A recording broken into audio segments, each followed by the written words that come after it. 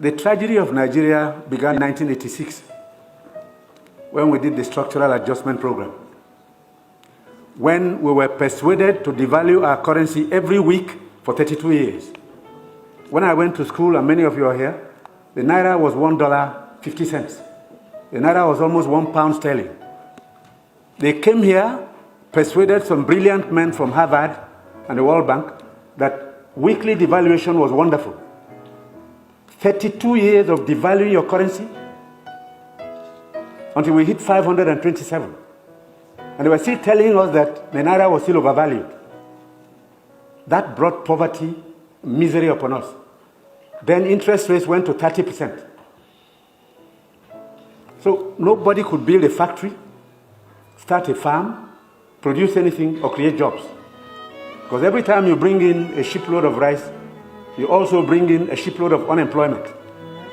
Because you are transferring your wealth to sustain other economies. Somehow, Nigerians didn't notice it. So we became a nation of importers. Toothpicks. Each year it cost us $18 million. Importing toothpicks.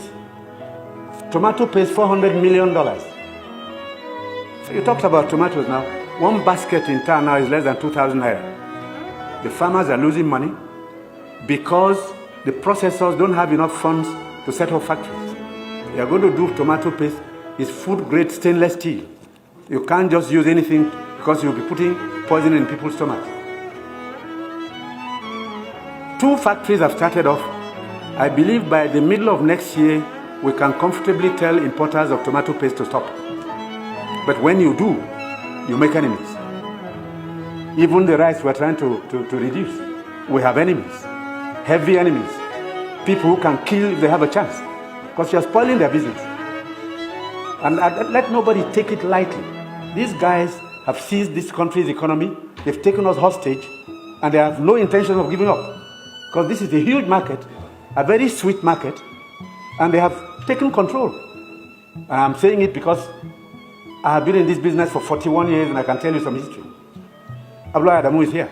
Import milk, sugar, toothpicks, toothpaste, handkerchiefs, pencils. We don't make. To cure Nigerians of that malady will take a while. It will take a strong government. That's the truth. And they are not happy that we're cutting down. When we cut down, they lose money there. So you see all sorts of publications. We're telling lies. We're not growing rice. We're trying to demoralize the local farmers and make sure that the economy fails. That's the story of imports. Now, I read a story recently in the newspapers. The French ambassador, the champagne ambassador in Nigeria, gave an article to The Guardian. He said Nigerians love life. We are the biggest consumers of champagne on planet Earth, more than the French who make it. There are parties you attend in some places where the only drink is champagne. Of course, the individual is free to spend his money, but his money comes from Nigeria's commonwealth. So on imports, it will take a while for us to get used to local goods and accept that we should consume what we produce and produce what we want to consume.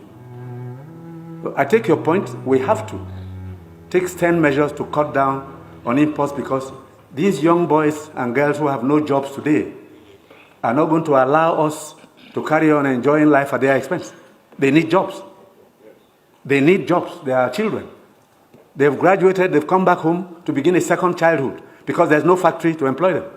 And the ministries can't take any more. But somebody is making sure you fail when you want to produce at home.